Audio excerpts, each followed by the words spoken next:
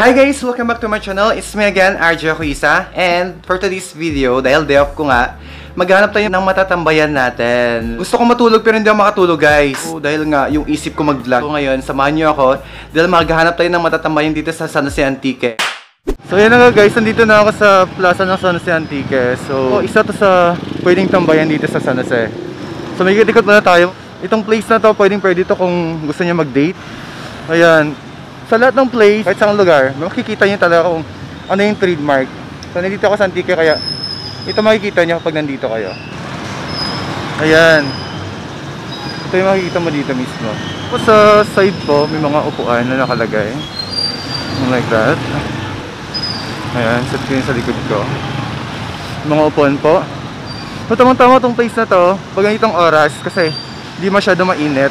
May ka-date ka, ano, may ka-meeting kayo. So dito, itong place na to tamang-tama. Tsaka dito sa place na to, pag ganitong oras, hindi na siya masyado mainit. Medyo malamig-lamig na siya. Ayan yung mga upuan, yung mga design niya ganyan. Ayan.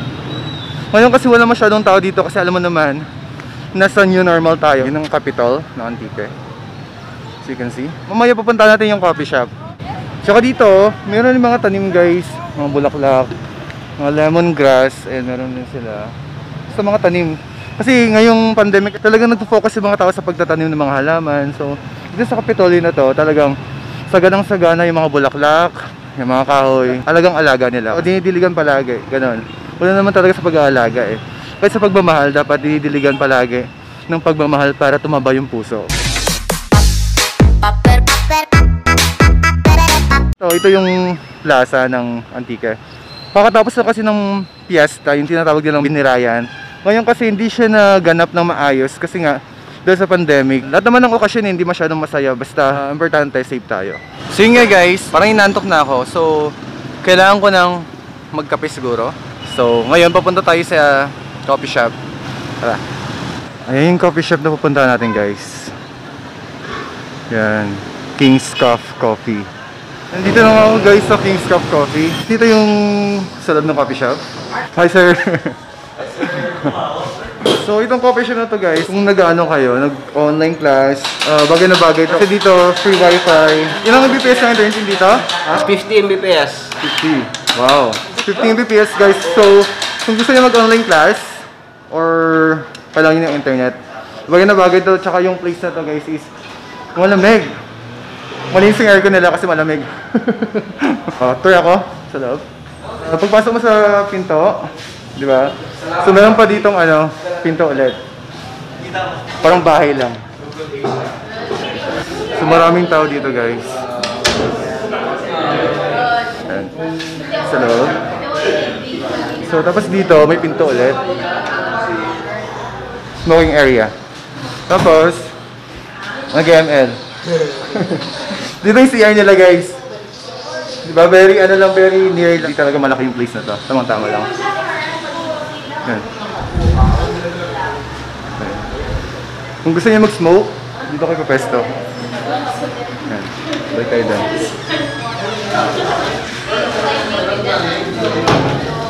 Yan.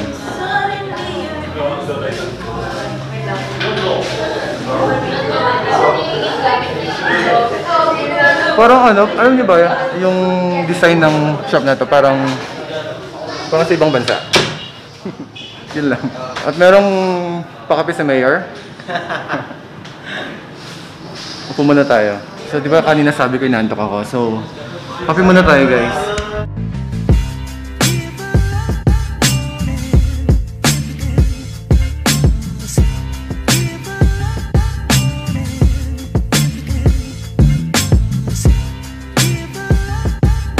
Itong binigay niyo sa akin kape is ice mocha.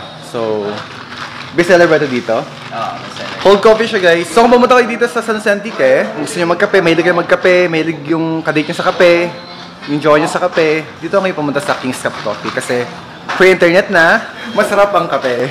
Yun. Ano pa bang ibang ino-offer niyo? Kape lang ba? Sandwich, cakes, ganun, marami din, diba? Tapos dito guys, may libreng chocolate. Chocolate. Hindi, Christmas balls. Hindi pa tapos yung Pasko dito. Lumalaban pa rin yung ano niya. Lumalaban kasi yung ilaw niya. Oh. Chinese New Year. Oh, hindi pa pala tapos yung Chinese New Year. So yun nga, parang nabuhayan ako dito sa kape na binigyan sa akin. Very strong, parang pag-ibig mo. Very strong.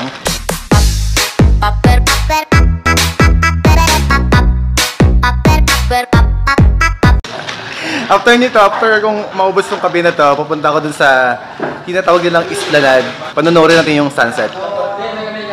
So yun na guys, tapos na ako magkape. Pupunta na siguro ako sa tabing dagat. Doon ko lang maabutan akong sunset doon kasi 5:30 na. Pinsan ko to eh. Yung ano, yung nagmamanage dito. Si Sir, manager. Hi. Sir Boss. Manager pa. So, kaya yung kape ko libre. Magbabayad sana ako eh, kaso siya na dumala. Thank you, sir. Mga customer pala dito, yung palagi, araw-araw, is regular customer na kasi ang galing mag-alaga ng customer. Sana, sabi ko, sana nga mag-extend to eh, magkaroon ng second floor eh. Oo, tataas na siya. Kasi lahat dito ng customer niya, kanina 'di ba, pumasok tayo sa kwarto. Punong-puno 'yun, 'di ba? So lahat 'yun araw-araw nandito. Kaya sabi niya, yung ibang customer daw minsan lumalabas na lang kasi hindi na daw magkakasya, nawawala na dito ng space. So, yun. So, thank you. Thank you, sir. Wala na ako doon. Thank you. Shoutout Bye. naman kayo sa vlog ko. Ingat, ingat.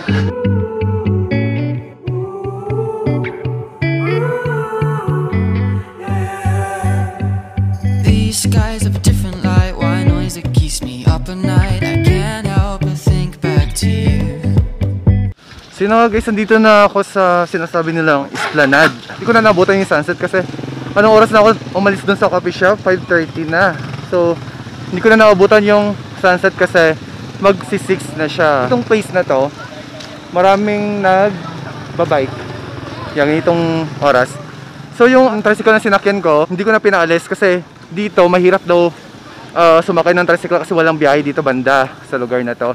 Kung sa Pampanga, merong San Fernando. Dito sa San Jose Antique, meron ding San Fernando. Isilipin lang natin kung ano meron dito. So sa nakikita ko dito is para siyang seaside sa Mall of Asia. Oo.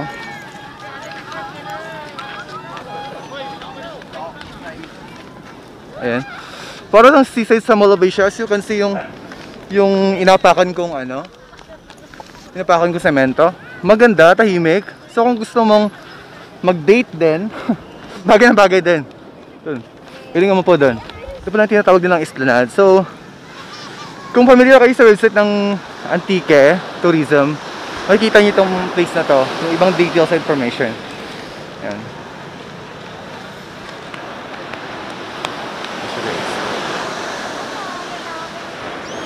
Makikita niyo doon, daming niyog, may mga upuan din sa side.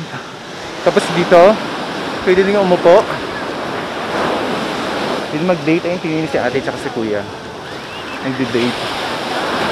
May mga magpamilya. Tapos dito talaga required na may sasakyan ka talaga or meron kayong bike para makapunta kayo dito sa place na to. Ayan. Okay naman. Yung hangin fresh naman. Fresh. Hindi siya hindi siya maamoy. Yeah. So hindi na tayo magtutour sa buong place na to kasi yung tricycle baka singilin ako ng malaki. So yun, yun lang. Maganda. Ganitong oras talaga yung magandang pumunta dito kasi guys, hindi mainit. Yun nga lang, sad to say, hindi na natin sila yung sunset. Yun na lang, yung anino na lang yan.